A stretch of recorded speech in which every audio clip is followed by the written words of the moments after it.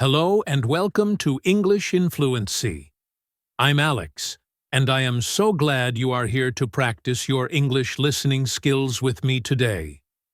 Let me ask you a question I want you to really think about. Have you ever set a big, exciting goal for yourself? Maybe you woke up on January 1st, or on your birthday, and you said, "This is the year. This year, I will finally become fluent in English." Or perhaps your goal was different. I am going to get in shape. I am going to lose 10 kilograms. Or maybe, I will save $5,000. When you set that goal, you probably felt wonderful. You felt a rush of excitement, a surge of motivation. You could almost see the future you, the fluent you, the fit you, the wealthy you. You started strong, didn't you? For the first week, maybe 2 weeks, you were perfect. You studied English for 2 hours every single day. You went to the gym every morning before work. You cooked all your meals at home and saved every penny. It felt amazing. But then life happened. You had a difficult day at work, and you were too tired to study. You hit the snooze button and skipped the gym just this once. You were invited out with friends, and you spent money you hadn't planned to spend. 1 skipped day became 2. 2 skipped days became a week. And soon, that big, beautiful, shiny goal was just a distant memory. Something that, when you thought about it, made you feel a little bit guilty, a little bit disappointed in yourself. Does this sound familiar? If you are nodding your head right now, if this story feels like your story, I want you to listen very closely. I want you to know, first, that you are not alone. This is the experience of almost everyone. And second, I want to tell you that the problem is not you. You are not lazy. You are not weak. You do not lack willpower. The problem is the goal itself. The problem is the way we have been taught to achieve things. We have been taught to focus on the destination, the outcome, the finish line. Today, we are going to talk about why this approach almost always fails, and more importantly, I am going to share a much better way, a more powerful, more reliable, and much calmer way to achieve everything you want. We are going to stop chasing goals. We are going to start building systems. Let's first talk about this thing I call the goal trap. What is a trap? A trap is something that looks good, something that promises a reward, but it is designed to catch you, to stop you from moving forward. Big, ambitious goals often act like traps. Let's imagine a woman. We can call her Clara. Clara is smart, she works hard, and she has a big ambition. An ambition is a strong desire to achieve something. Clara's ambition is to write a book. This is her goal. It is a fantastic goal. She is excited. She buys a beautiful new laptop. She buys special notebooks and pens. She tells her friends and family, "I am writing a book." The goal is this huge, shining object in her future. Clara sits down on the first day, filled with motivation. She writes 10 pages. She feels incredible, like a true author. The next day, she sits down. It's a little harder. She's tired from yesterday. She only manages to write 1 page. The third day, she sits down, opens her document, and just stares at the blank screen. She feels nothing. She feels overwhelmed. This is a very important word for B2 learners. Overwhelmed. O-V-E-R-W-H-E-L-M-E-D. It's an adjective, a feeling. It means you feel that something is too much, too big, or too difficult to handle. You feel stressed, and you don't know where to start. Clara felt overwhelmed by her goal of writing a 300-page book when she was only on page 11. She has fallen into the goal trap. What is the trap? She has tied all her happiness and her feeling of success to this one giant future event, finishing the book. Until she finishes that book, she feels like a failure. Every day that she is not finished, she is in progress, which her brain interprets as not good enough yet. This is the problem with outcome-based goals. An outcome is the final result. When we only focus on the outcome, we ignore the daily journey. We ignore the process. And the daily process is the only place where progress actually happens. This is a very, very common situation. Let's take another example. Let's think about a man named Ben. Ben's goal is to save $10,000. This is a responsible goal, a great goal. He does the math. He calculates how much money he needs to save every single month. It's a big number. It's a stretch. The first month, Ben is incredibly careful. He says no to everything. He doesn't buy his morning coffee. He doesn't go to the movies with his friends. He eats cheap food, like rice and beans, every night. At the end of the month, he succeeds. He saves the target amount. But he is miserable. He is unhappy. He feels like he is sacrificing everything. The second month, his car breaks down. It's an unexpected expense. An expense is an amount of money you spend. Unexpected means it was a surprise. He didn't plan for it. Because of this car repair, he cannot save his target amount for the month. Now, how does Ben feel? He feels terrible. He feels completely discouraged. Discouraged is another great word. It means you have lost your confidence or your enthusiasm for something. Ben feels discouraged. His goal of $10,000 seems even further away. Impossible. He thinks, what's the point? I try so hard, and I still fail. And so, he gives up. He goes back to his old spending habits. The problem was not Ben. The problem wasn't even the car repair. The problem was his approach. He was 100% focused on the destination, the outcome, the $10,000. He was not focused on the process, his daily spending habits. When we set these big outcome-based goals, we are essentially sending a message to our brains. We are saying, I am not good enough right now. We are saying, I will be happy when I lose the weight. I will be successful when I speak fluent English. I will be relaxed when I save the money. This is a very stressful way to live your life. You are always living in the future. You are always chasing something that you don't have. It is a constant cycle of desire and, often, disappointment. And let's think about this. What happens if you do reach the goal? Let's imagine Clara, from our first example. She suffers for 2 years. She pushes through the pain and the lack of motivation, and she finally finishes her book. She gets it published. There is a burst of happiness. There is a party. There is a moment of relief. But then what? The goal is gone.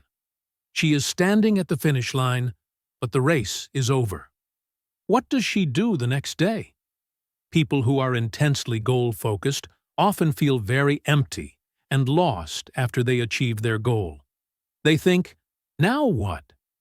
They have to invent a new, bigger goal to chase, and the stressful cycle starts all over again. They haven't learned how to enjoy the process of writing. They only learned how to endure the process to get the reward. So, if goals are the trap, what is the way out? The way out is to stop looking at the destination. It is to stop staring at the top of the mountain. The way out is to look down at your feet. You stop focusing on the trophy, and you start focusing on the simple, daily practice. This, my friends, is the power of a system. What exactly is a system? This is the key idea for our whole day. A system is simple.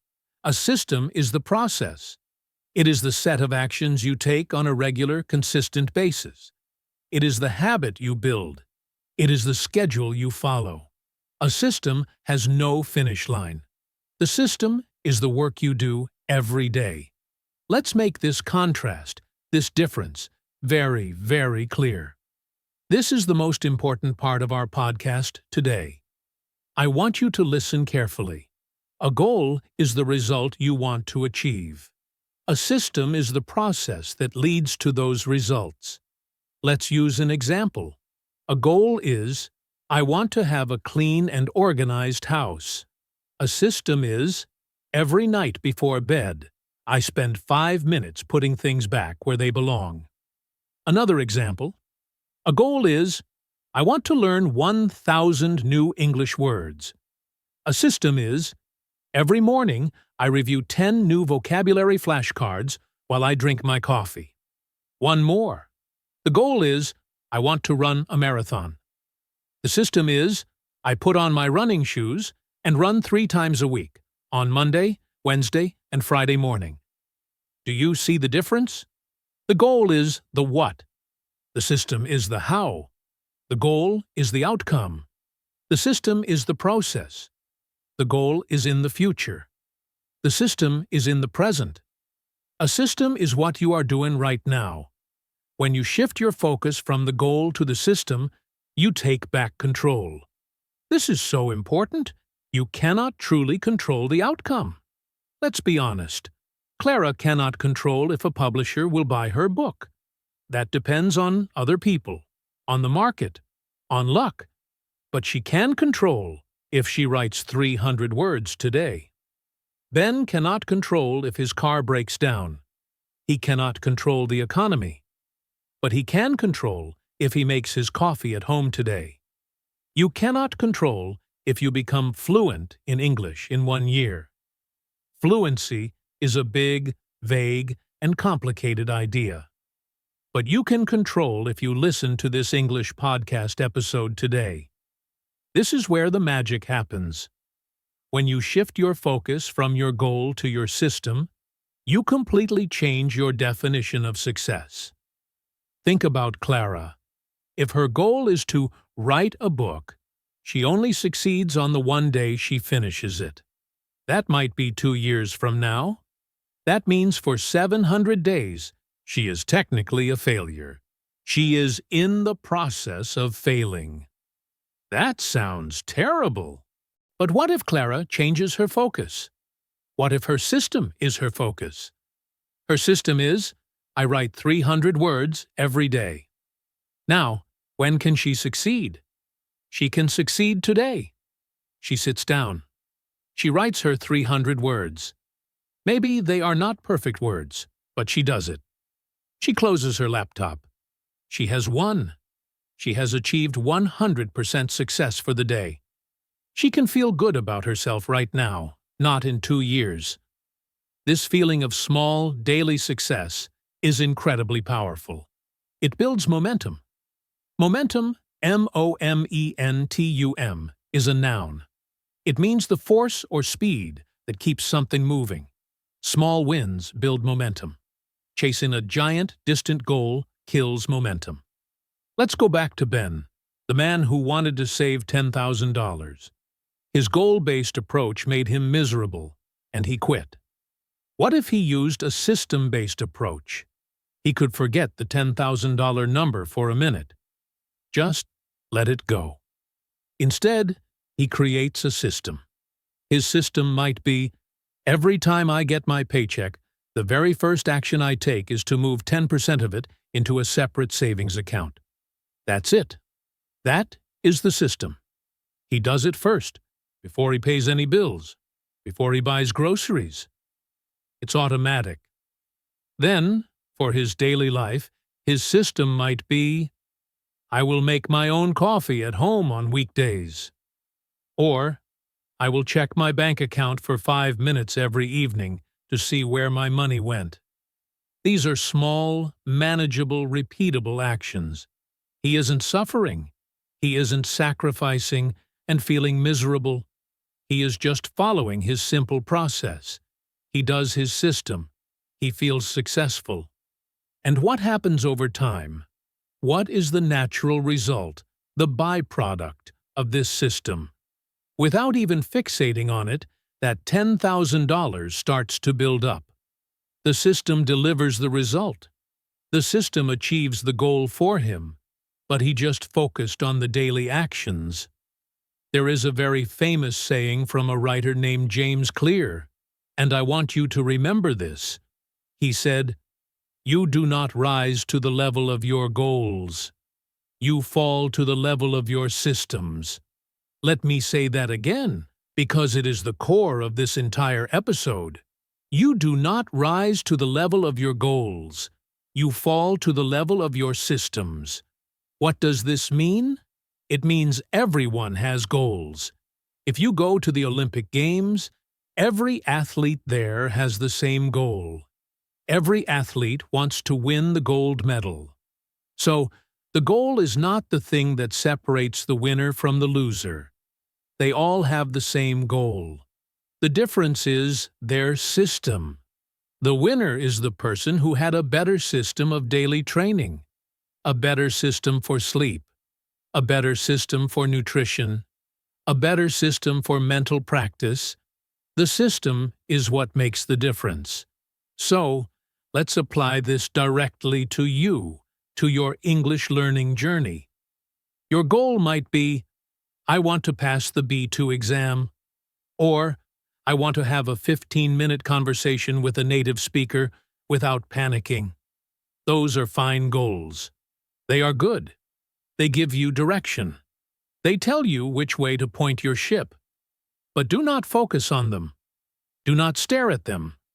Don't wake up every day thinking, I need to pass that exam. That is too much pressure. It's too big. Instead, I want you to ask yourself, what is my system? What is the process I will follow? Your system could be, every morning from 8 a.m. to 8:20 a.m., I will do one grammar exercise and write 3 new sentences using that grammar. That is a system. Or, during my 30-minute commute to work, I will listen to English in Fluency or another English podcast. I will not just listen passively. I will try to shadow, that means repeat, a few sentences I hear. That is a system. Or, every night before I go to sleep, I will read 5 pages of a book written in English. That is a system. When you have a system, your job is very simple. You just have to follow the system. You don't have to ask, do I feel motivated today? Who cares about motivation? Motivation is an emotion. It's unreliable. It comes and it goes, like the weather. You cannot build your future on an unreliable feeling. You don't rely on motivation. You rely on your system. You rely on your schedule. You are not waiting for inspiration to magically strike you. You are just doing the work. It becomes automatic. It's just what you do at 8 a.m. It's just what you do on the bus. The success is in doing the system. And the amazing, beautiful part is that the system, this boring, simple daily process, is the only thing that will actually get you to your goal. The system is the path to fluency. The system is the way you pass the exam. You just have to show up, do the work, and trust the process. Now, we know what a system is. It's the daily process, the habit. But you might be asking, Alex, how do I choose the right system? And how do I make myself do it? How do I make it stick? Especially when it's new and difficult. This leads us to the next, and perhaps the deepest, part of this whole idea. The most effective, long-lasting systems are not built around what you want to achieve. They are built around who you want to become. This is a subtle difference. Let's look at that word. Subtle, S-U-B-T-L-E. The B is silent. We say subtle, subtle. It means a small difference, one that is not obvious or easy to see. But in this case, this subtle, small difference is life-changing. Think about change in 3 layers. The first, outer layer, is outcome. This is your goal. I want to lose 20 pounds. The second, middle layer, is process. This is your system. I will go to the gym 3 times a week and eat a salad for lunch. But the third, deepest inner layer is identity. Your identity is your belief about yourself. It is who you believe you are. I am a healthy person. I am an athlete. Most people try to change from the outside in.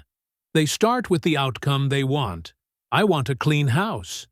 Then they build a process. I will clean my entire house for 3 hours every Saturday. But their identity, deep down, is still, I am a messy person. Or, I am a disorganized person. This creates a conflict, a disagreement. You are trying to build a habit, cleaning, that goes against your identity, being messy. When your identity and your habits are in conflict, your identity will always win. You can force yourself to clean for a few weeks, using willpower. But eventually, you will stop. You will revert back to your old ways. To revert means to go back. You will go back, because in your heart, you still believe, I am a messy person. The most powerful, permanent way to change is from the inside out. You don't start with the outcome. You start with your identity. You decide who you want to be. Forget the goal for a second. Who is the type of person who can achieve the things you want to achieve?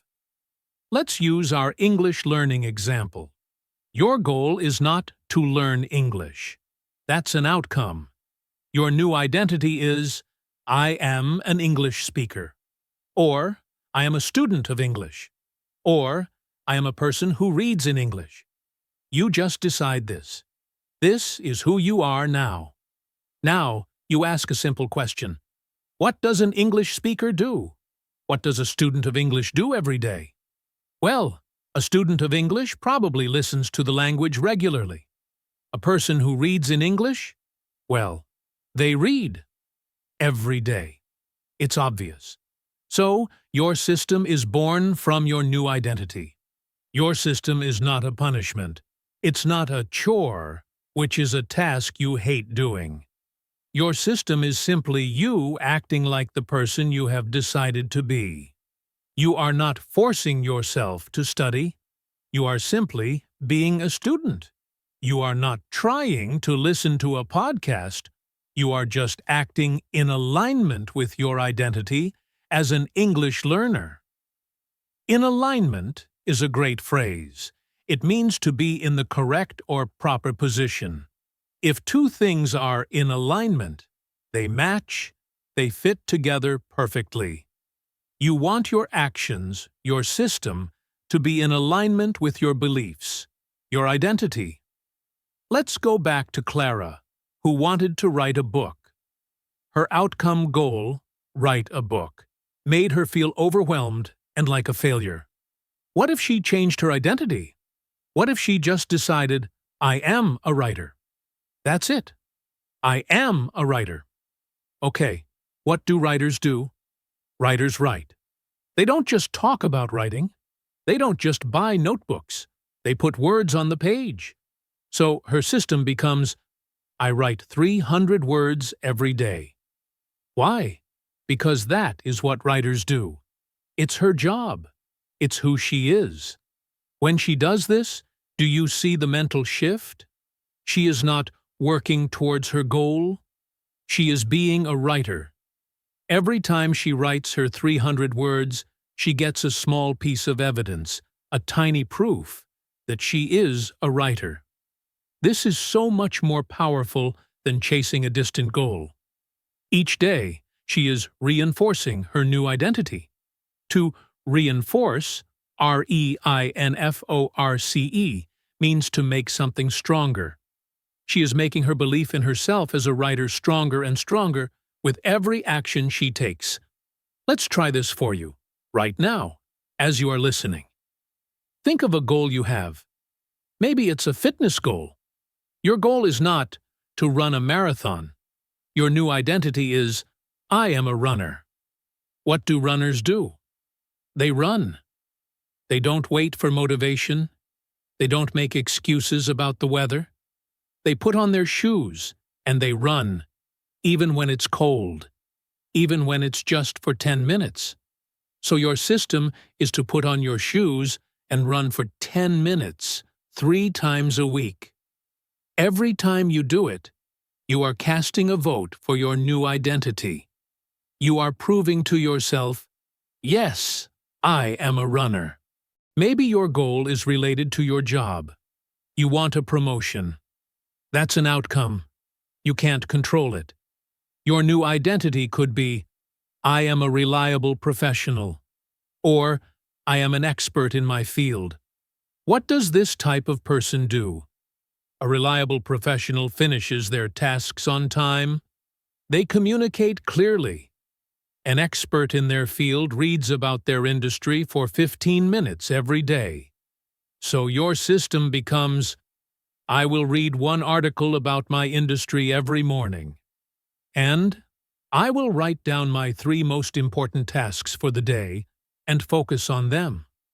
When you do this, you are not just trying to get promoted. You are being a professional. The promotion, eventually, becomes a natural result of who you are. This identity shift is the secret to making systems last. You are not faking it. You are becoming it.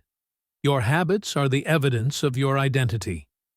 The more you perform the habit, the system, the more you believe the identity. The more you believe the identity, the easier it is to perform the habit. It becomes a positive feedback loop. A loop is a circle that repeats. This is a positive one. So, the first step is not, what do I want? The first step is, who do I want to be? Decide on that. Then, build a system of small, daily actions that prove that identity to yourself. Okay, Alex, you might be thinking, I'm with you. This makes sense. I need to focus on systems, not goals. I need to focus on my identity. I've decided. My new identity is a person who reads in English. My system is to read 10 pages every night. I'm ready. But how? How do I actually do that? I get home, I'm tired, I forget. The sofa is comfortable. The television is easy. My English book is difficult. This is the most practical, real-world challenge. You have the what, the system, and the why, the identity. But you need the how. How do you make a new system stick? How do you overcome laziness, procrastination, and your old, comfortable habits? Procrastination is that word for delaying or postponing something you know you should do. The answer is that we must be smart. We are human. Our brains are designed by nature to do 2 things: survive and save energy. Your brain loves the easy path. It loves comfort. Your old habit of watching TV is easy, comfortable, and saves energy. Your new habit of reading in English is difficult. It requires mental energy. It requires effort. So, we need to make the new habit, our new system, easier. We need to reduce the friction. Friction, F-R-I-C-T-I-O-N, is the resistance, the difficulty that stops you. We want to remove all the friction from our good habits, and we can also add friction to our bad habits. Let's break this down into 4 simple, practical strategies you can use today. First strategy: make it obvious. Your environment, the space around you, your room, your desk, your phone, has a huge invisible impact on your behavior. You are more likely to drink water if you have a water bottle sitting on your desk right in front of you. You are more likely to practice the guitar if the guitar is sitting on a stand in your living room, not hidden in a case in the closet. We need to make the cues for our system, the reminders, impossible to miss. We need to make them obvious. Let's use our example. Your system is read 10 pages of an English book every night. Where is your book right now? Is it on a bookshelf with 50 other books? That is not obvious. That requires you to remember. Get up, find the book. That's friction. How can we make it obvious? Here is a simple trick. When you make your bed in the morning, put your English book on your pillow. Then, when you go to bed at night, you will literally have to move the book in order to lie down. You cannot ignore it. It is right there. The cue is perfectly obvious. What about your system? Review 10 English flashcards every morning with coffee. Where are your flashcards? Are they in an app on your phone, hidden in a folder? That's not obvious.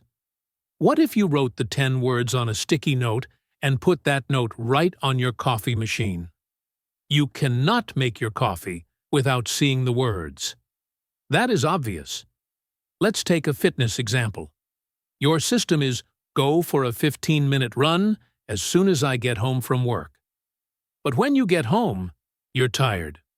You sit on the sofa just for a minute, and an hour later, you are still there. The friction of starting is too high. So, how do we make the system obvious? Before you go to work in the morning, lay out your running clothes on your bed. Put your running shoes by the front door. Put your headphones right next to them. When you walk in the door, tired from work, the first thing you see is your running station. You don't have to think. You don't have to find your socks. You don't have to look for your keys. The path is clear. You have made the cue for your system obvious. I want you to think about your system. How can you change your environment, your room, your desk, your phone, to make the cue for your system unavoidable? Unavoidable means you cannot avoid it. You cannot escape it. Make it so easy to see that you would have to spend more energy to ignore it. Second strategy, make it attractive. Our brains are motivated by pleasure and reward. If a new habit is difficult and boring, we will not do it for long. We need to find a way to make our new system attractive, appealing, or enjoyable. A very effective way to do this is something called temptation bundling. This is a fancy term for a very simple idea. You pair the new habit you need to do with an old habit you want to do. Let's say your system is review my English grammar for 15 minutes. You find this very boring. But you love drinking a delicious cup of hot chocolate in the afternoon. It's your favorite treat. So, you make a new rule for yourself. I am only allowed to drink my special hot chocolate while I am reviewing my grammar. You bundle the temptation, the hot chocolate, with the new system, the grammar. Your brain starts to connect these two activities. Soon, you might actually look forward to your grammar practice, because it means you get to have your delicious treat. Let's say your system is go to the gym 3 times a week. You don't really like the gym. It's noisy and sweaty. But you love listening to your favorite true crime podcast, or maybe a really exciting audiobook. The new rule: I am only allowed to listen to this podcast/audiobook while I am at the gym. Suddenly, the gym becomes much more attractive. You want to go because you are desperate to find out what happens next in the story. You are pairing a want with a should. What about our system, write 300 words every day? Maybe you can pair it with your favorite music. Or you can make a rule. After I write my 300 words, I get to watch one 20-minute episode of my favorite comedy show. You are linking the action to an immediate reward. The key is to connect your new, difficult system with something that already gives you a little bit of pleasure. How can you make your English practice feel less like work and more like a treat? Can you study at your favorite cafe? Can you buy a special, beautiful notebook just for your English writing? Make the process itself feel good, not just the distant, future result. Third strategy, make it easy. This is, in my opinion, the most important strategy of all. We talked about reducing friction. The biggest, most common mistake people make when building a new system is they make it too big, too soon. They get excited. They feel motivated. They say, "My new system is to study English for 2 hours every single day." This is not a system. This is a recipe for burnout. Burnout is that feeling of complete emotional and physical exhaustion. A system that big is not sustainable. It cannot be continued. Your system must be easy. It must be so easy that you cannot say no. I like to call this the 2-minute rule, or even the 1-minute rule. When you are starting a new system, it should take less than 2 minutes to complete. Let's go back to your identity. I am a person who reads in English. Your new system is not read 10 pages. That is too big. That takes time. On a tired night, you will say no. Your new system is read 1 sentence. That's it. Just 1 sentence. I am serious. Anyone can read 1 sentence. It's so easy. It's almost funny. It takes 10 seconds. You cannot say no to that. You cannot make an excuse. But watch what happens. You pick up the book, you open it, you read 1 sentence, and often you'll think, well, I'm already here. I've already started. I'll just read 1 paragraph. And that 1 paragraph becomes a page. And that page becomes 5 pages. But even if you only read 1 sentence, and then you close the book, you still win. You have followed your system. You have cast a vote for your identity as a person who reads. You have maintained your momentum. Your goal is to get fit. Your identity is, I am a runner. Your system is not run 5 kilometers. Your starting system is, put on my running shoes and step outside the front door. That's it. You can come right back inside if you want. You have succeeded. But what happens? Once your shoes are on, and you are outside, and the fresh air hits your face, you think, well, I'm already here. I'll just walk to the corner. And that walk to the corner becomes a 10-minute run. Your system for writing a book is not write 300 words. Your starting system is open my document and write 1 word. This sounds too simple. It sounds silly. But it works. It works because it defeats procrastination. We procrastinate because the task seems too big, too hard, too overwhelming. But you cannot procrastinate on reading 1 sentence. You cannot procrastinate on writing 1 word. It removes all the friction. It gets you started. And starting is always, always the hardest part. The momentum of starting will carry you further. So, whatever your system is, I want you to challenge yourself. How can you make it smaller? How can you make it easier? Your system for English learning could be listen to 30 seconds of an English podcast. Or learn 1 new word. Start small. Start so small it feels ridiculous. You can grow it later. Once reading 1 sentence is automatic, you can change your system to read 1 page.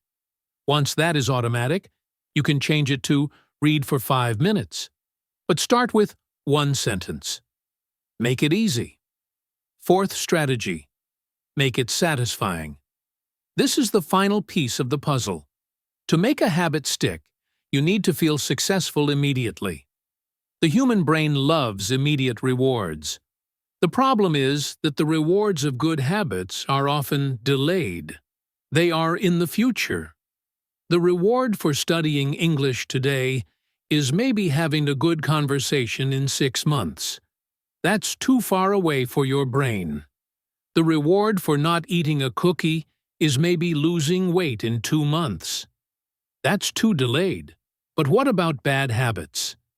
The reward for eating the cookie is immediate pleasure, right now. The reward for skipping your studies and watching TV is immediate comfort, right now. This is why bad habits are so easy to form and good habits are so hard. Bad habits have an immediate reward. Good habits have a delayed reward. We need to fix this. We need to give ourselves an immediate reward for completing our good system. And the best, simplest way to do this is with tracking. I want you to go and get a calendar, a real paper calendar, not an app on your phone, a physical paper calendar. Put it on your wall, somewhere you will see it every single day. Maybe next to your mirror or by your door. Every day that you complete your system, your read one sentence system, or your listen for 30 seconds system, you get to put a big X on that day. This is your reward.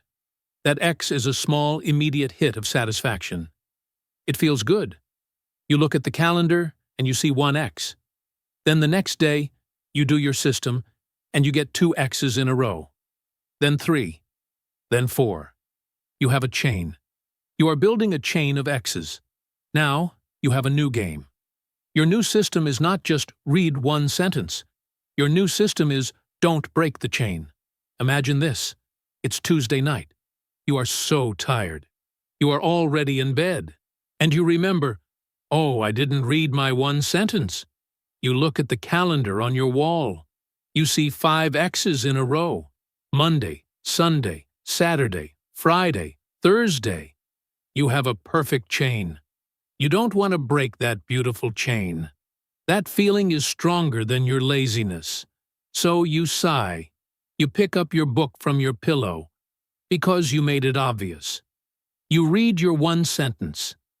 Then you get out of bed. You walk to the calendar and you draw that X. Boom!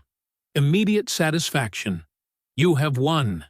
You have maintained your system. You have reinforced your identity. This simple act of tracking is incredibly powerful.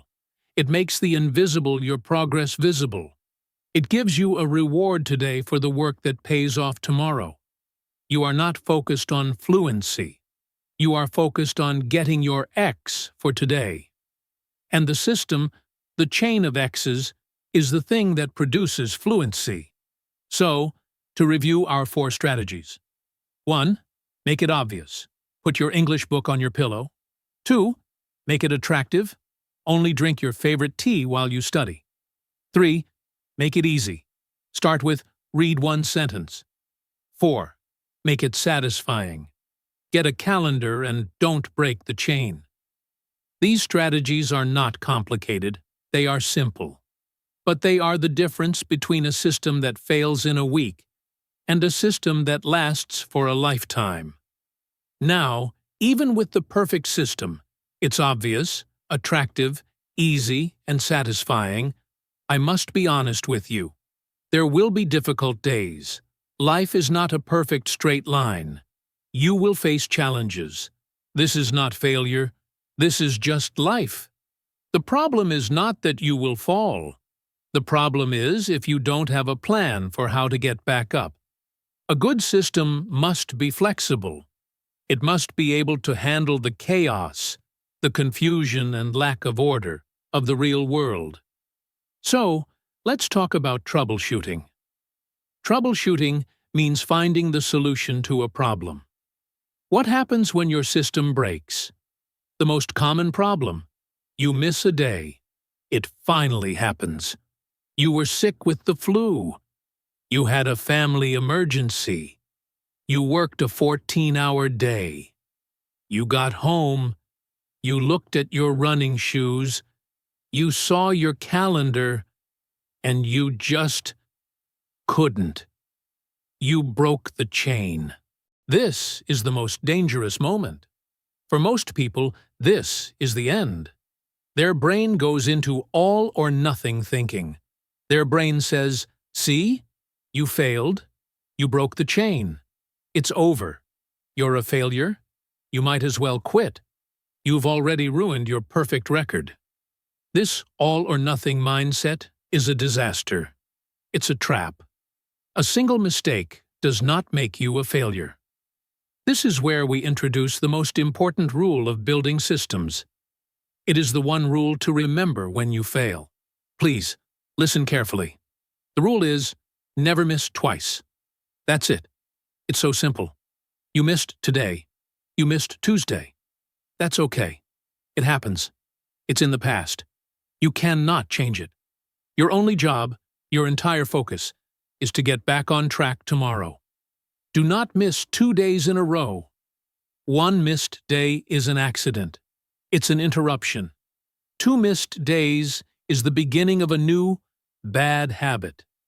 It is the start of a new system of not doing the work. This rule completely changes your mindset. You are no longer trying to be perfect. Perfection is impossible. Stop chasing it. Your new goal is to be consistent. And consistency doesn't mean never failing. Consistency means never staying down. It means getting back up quickly. So, you missed your English practice on Tuesday. You feel bad, but you remember the rule. Never miss twice. So on Wednesday, you make it a priority. It is the most important thing you will do. You must get your X on Wednesday. You don't have to do a perfect 1-hour session. Just do your easy 2-minute version. Read your 1 sentence. Listen to your 30 seconds. Get that X. You have repaired the chain. You are back on track. The damage is contained. This is a game changer. It gives you permission to be human. It gives you a clear plan for what to do when you make a mistake. So, write this rule down. Never miss twice. Now, what about the second big problem? What if you are not missing, but you are bored? You've been doing your system for 3 months. You have a long, beautiful chain of X's. You are reading 1 page of English every night. But it's not exciting anymore. You're not making mistakes, but you're not feeling motivated. You are just bored. This is a very normal, very real problem. When you start something new, it's exciting. Your brain loves novelty. Novelty means newness, a new experience. But a system, by its very nature, is repetitive. It is boring. That is its strength. It's predictable.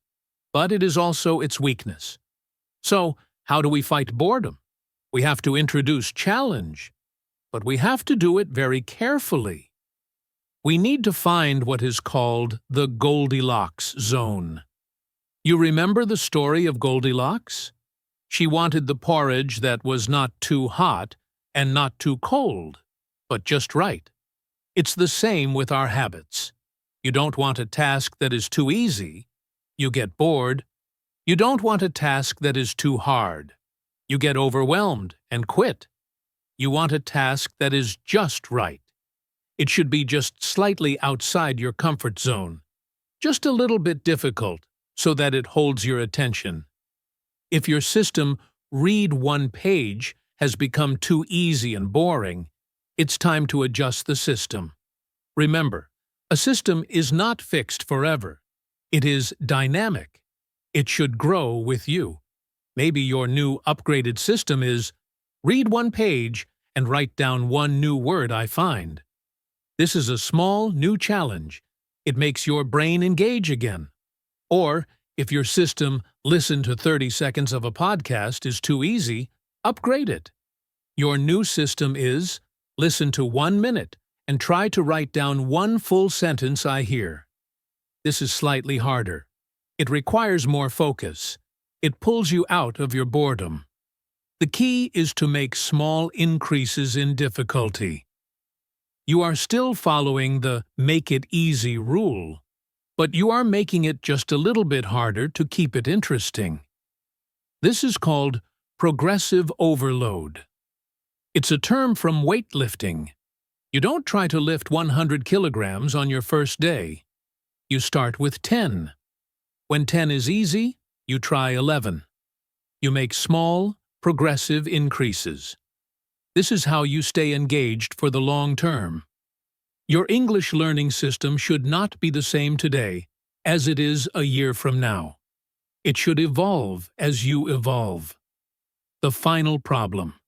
And this is the scariest one. What if you are doing everything right? You are not missing twice. You are not bored. You are increasing the challenge. You are doing your system every single day for months. But you are not seeing results. You are still not fluent. You still made a mistake in your email at work. You still felt nervous when you had to speak. You look at your progress and you think, it's not working. This is all a waste of time. This, my friends, is the plateau of latent potential. This is a very important concept. A plateau, P-L-A-T-E-A-U, is a high, flat area of land. In progress, it means a flat period with no change. Latent, L-A-T-E-N-T, is an adjective that means hidden or not yet visible. Potential is your future ability. So, the plateau of latent potential is this long, flat period of time where you are doing the work, you are getting better, but the results are hidden. I want you to imagine you have an ice cube. It is sitting on a table in a very cold room. The room is -5 degrees Celsius. You start to slowly heat the room. You raise the temperature to -4 degrees. What happens to the ice cube? Nothing. It's still an ice cube. You raise it to -3 degrees. Still nothing. -2 degrees. Nothing. -1 degree. You are putting in work. You are adding energy, heat. But you see no change. The ice cube is still just a block of ice. You are on the plateau. It feels like your effort is wasted.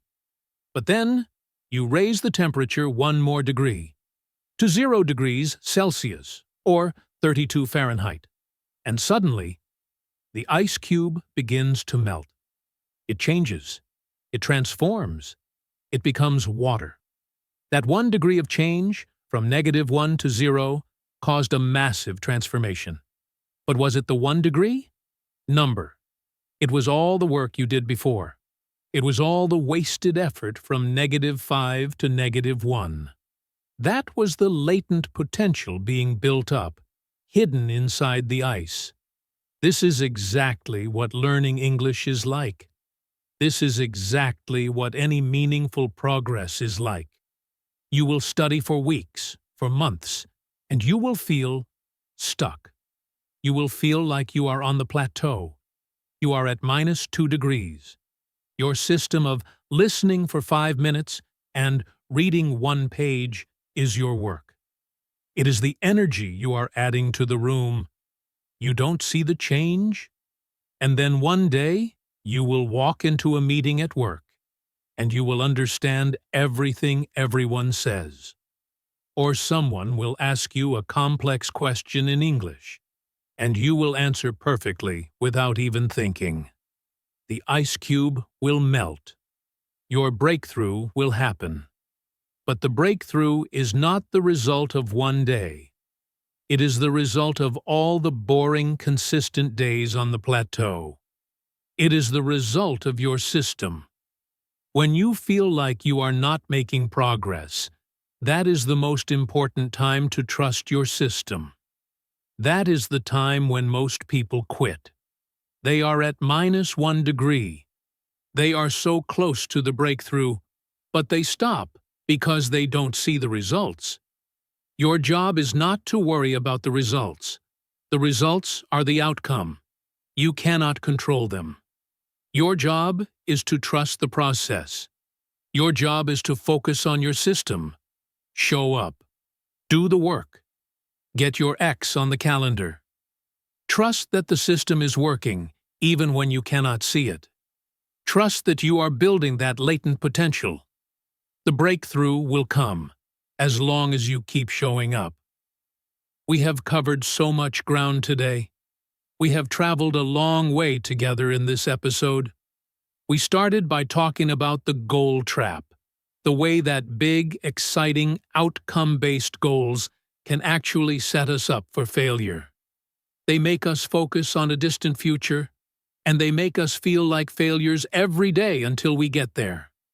They rely on motivation, which is an unreliable feeling that comes and goes. Then we found the solution. We found a better way. Instead of focusing on the outcome, we decided to focus on the process. We decided to build systems.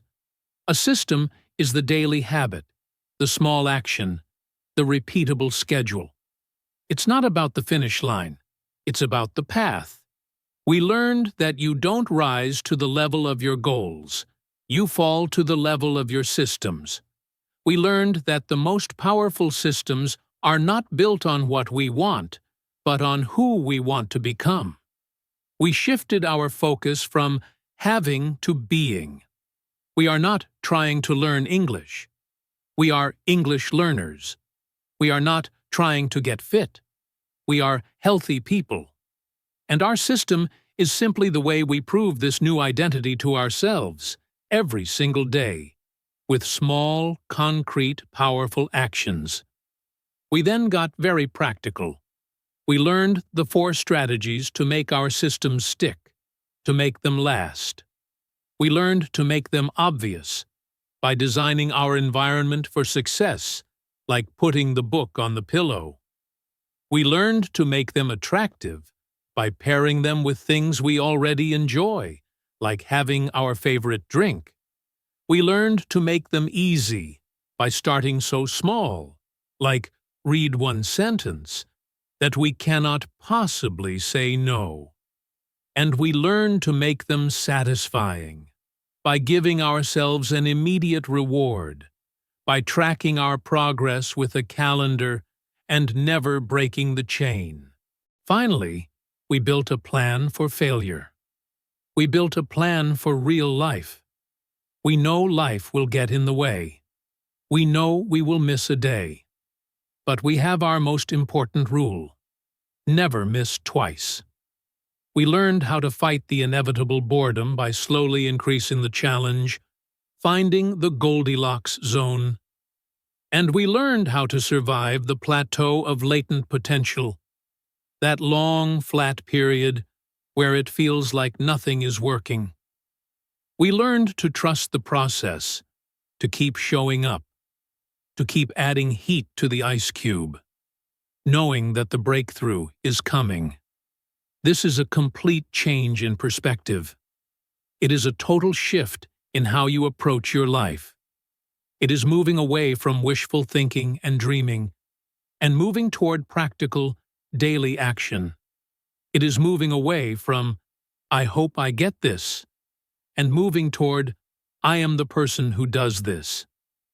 Your English fluency will not come from one big heroic effort. It will not come from a 10-hour study session this weekend. It will come from your system. It will come from the 10 minutes you practice tomorrow morning, and the 10 minutes you practice the day after that, and the 10 minutes the day after that. It will be the result of 1,000 small, simple, consistent actions that add up over time. So, this is my challenge to you. This is your call to action. I don't want you to go and set a big new goal. I want you to build one small system, just one. What is the one thing you can do every day that proves your identity as an English learner? Make it obvious. Make it attractive. Make it so easy, it's ridiculous. Make it satisfying. Maybe your system is, "I will write one sentence in English in my journal every night." Maybe it's, "I will listen to 1 minute of the English in Fluency podcast every morning." Maybe it's, I will learn one new vocabulary word while I wait for the bus. Choose your one tiny system. And then, start today. Go get a calendar. Put your first X on it. Tomorrow, do it again. Focus only on not breaking the chain. This is how you win. This is how you make real, lasting progress. You stop chasing the destination, and you fall in love with the process. Thank you so much for joining me here on English in Fluency. It was a true pleasure to practice with you today. I hope this new way of thinking helps you, not just in your English learning, but in every part of your life where you want to grow and improve. And now, I want to hear from you. This is your turn to practice. In the comments section below this video, I want you to tell me, what is your new system? What is the one small action you are going to commit to? Share it with our community. When you write it down, when you make it public, it becomes real. If you found this episode helpful, if you learned something new, please consider subscribing to the channel. It helps our community grow, and it ensures that you will never miss a new practice session. I'm Alex. Keep trusting your system, keep showing up, and I will see you in the next episode.